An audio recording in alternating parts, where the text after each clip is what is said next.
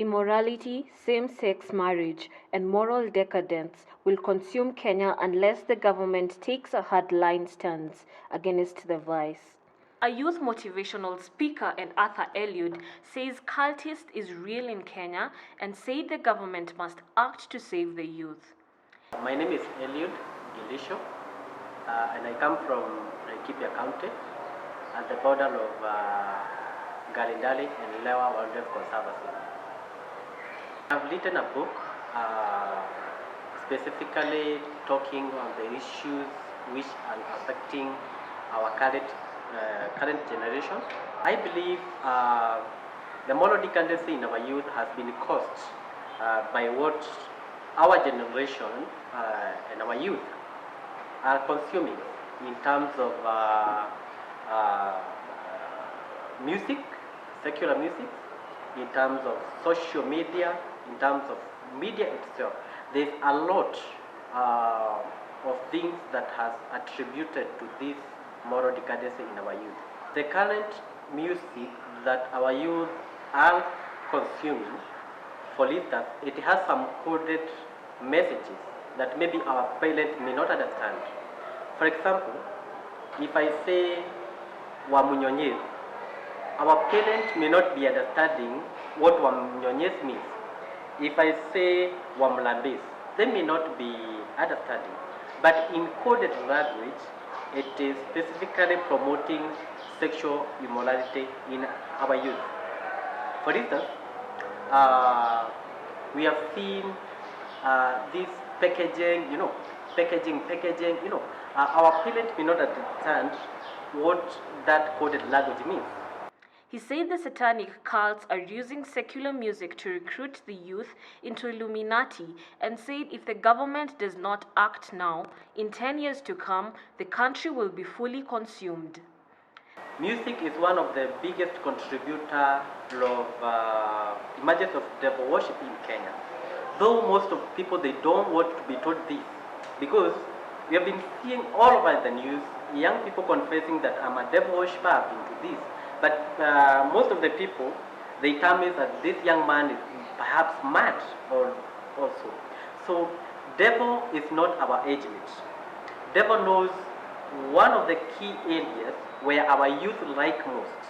Yeah, well, one of it being music. So devil uses music to convert youth into immorality, and actually it is among the key target of devil to impact particular messages in our youth. He says the youth are under pressure from devilish cartels who flaunt wealth and good living only for purposes of terminating them in their teens. Devil is not our age mate. Yeah? Devil knows what to use to get into our youth. So this celebrity thing and celeb, they have been the key promoter of what is happening to our youth today. For example, if you may ask these leg guys, who are the mentors, they tell you Vibes Cartel. And in Vibes Cartel, one of his attribution is he has killed so many people. As we are talking now, he's in prison. Yeah. So young people, they make those people to be the goal in court. Yeah. Through admiring what he does, how he wears, all those things.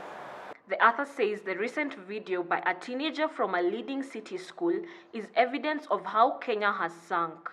That is one case in a million. That is just one case which came to public. There are millions and thousands of cases which have not come to public attention. So those are some of what we are talking. Yeah, you can imagine that's just a 12-year-old kid. Yeah? When he reaches 20, my friend, you can be sure. So we need to protect him, and I'm not surprised to see that video, and I was not even surprised because what was happening I've already talked in my book, because those are some of the things that are there. The author said certain leaders were encouraging the vice as the government watches passively and appealed to the president to crack the whip. My appeal to President Kenyatta, I know he is a believer. He has really tried to not to sign into law this thing of same-sex marriage. So what I would like to address our able President Uhuru Kenyatta is, he is a president to protect the future generation from this dragon of sexual immorality, which is being impacted by what our youth are consuming. For example, to regulate Tanzania the other time, they banned pornography sites. So in Kenya should also take that role, yeah? Because also our young people, they are spending much time in pornography, yeah? They start watching maybe pornography in terms of lesbianism, you know, those are some of what is promoting.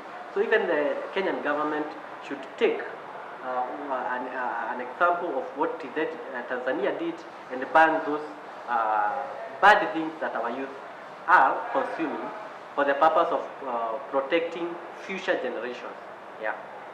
And do you think the Kenya Film Classification Board should be funded better in order to deal with these things? Kenya Film and Classification Board, it should be funded extremely better.